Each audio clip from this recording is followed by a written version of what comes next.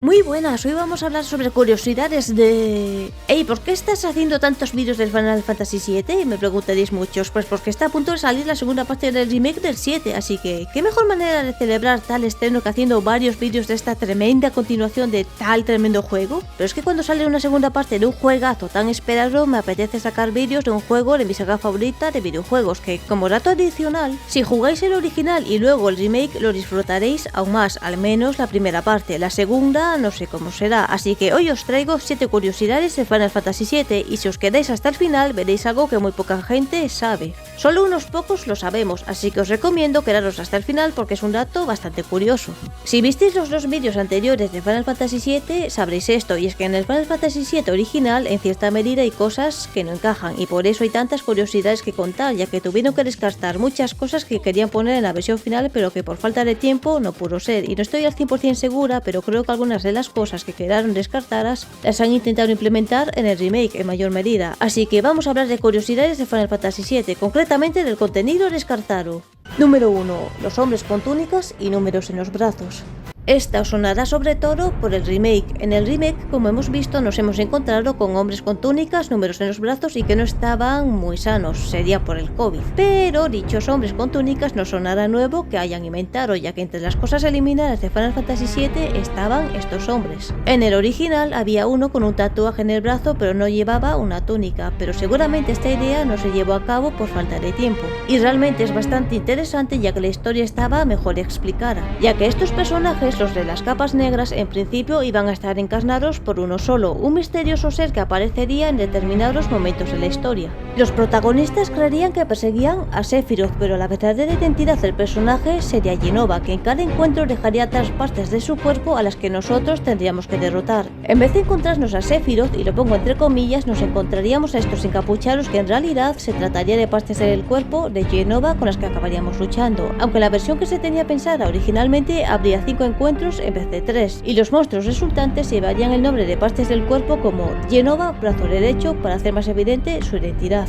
Para los que hayáis jugado el remake esto sonará chino, pero recordáis que en el despacho de Shinra aparece un ser mutante con tentáculos, ¿no? Pues recordaros que esa cosa tan rara se llama Jenova Alpha, de hecho, y además, si os acordáis, había una persona que llevaba una túnica marrón con un número, la cual Sephiroth se llevó, por lo que seguramente implementen lo de los hombres con túnica como partes de Jenova, lo cual quedaría la historia mucho más clara.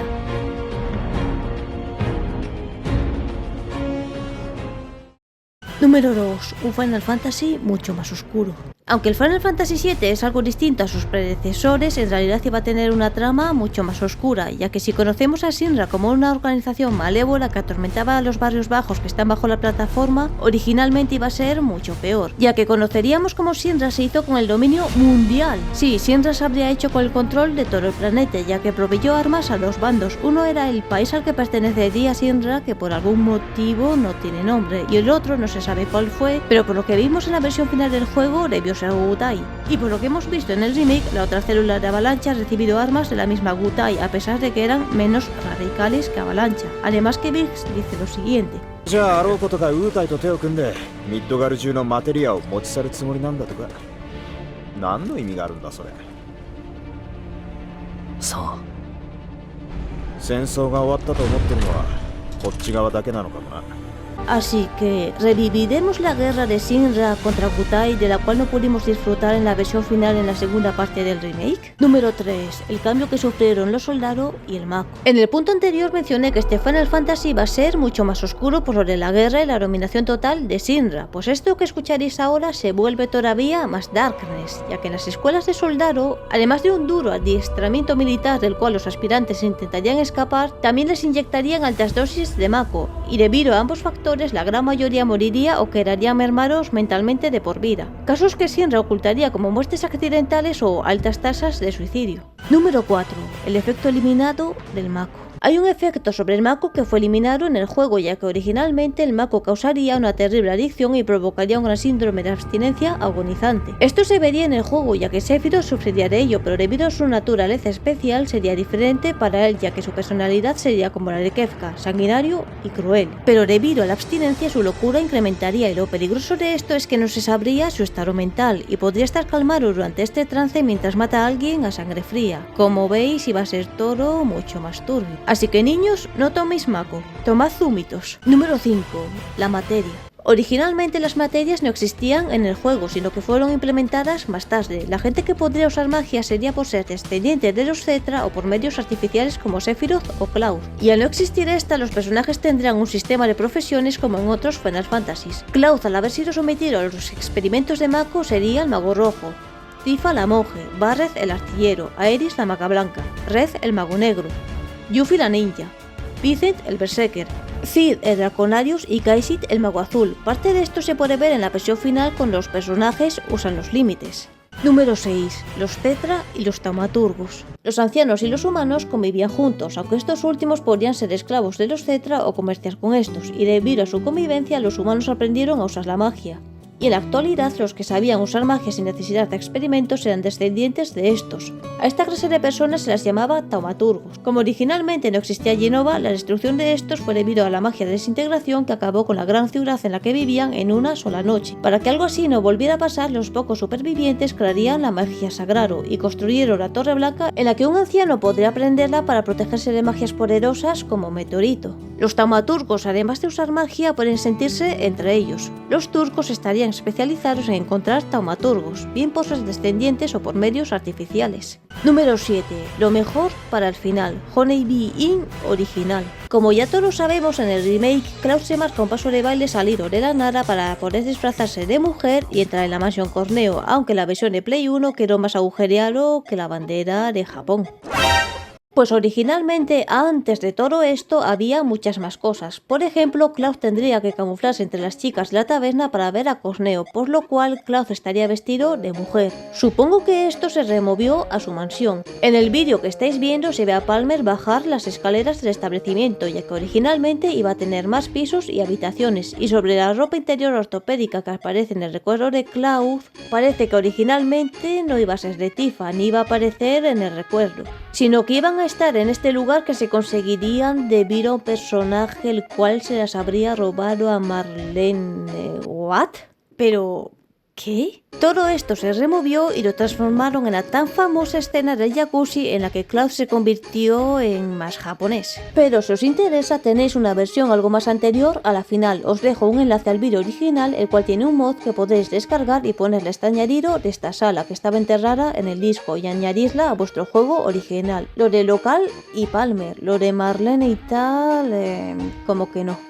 Al parecer en este lugar había muchas más ideas pervertidas de los desarrolladores y Motomu Toriyama, que era quien supervisaba, tuvo que autocensurar. Entiendo que lo de Marlene se quitara porque quedaría muy turbio incluso hace años, pero que la gente hoy en día es muy cristal, básicamente. Se tuvo que cambiar el jacuzzi o la cama a un baile, porque si se ponía la escena original la gente de hoy en día estalla. Yo veo fatal la censura en los videojuegos y que hoy todo tenga que salir según unas directrices o si no, no sale. Como dijo alguien en un vídeo, que están añadiendo mucho a estas nuevas generaciones, aunque eso sí, la escena del baile de confesar que me mató de risa. Y ahora vamos con el contenido que considero bonus por haberos visto todo el vídeo, el cual no tiene desperdicio. Y si sois los que vais saltando cachos del vídeo para ver qué es cada cosa en vez de verlo entero, pues nada, el resto está bien y tal como dato.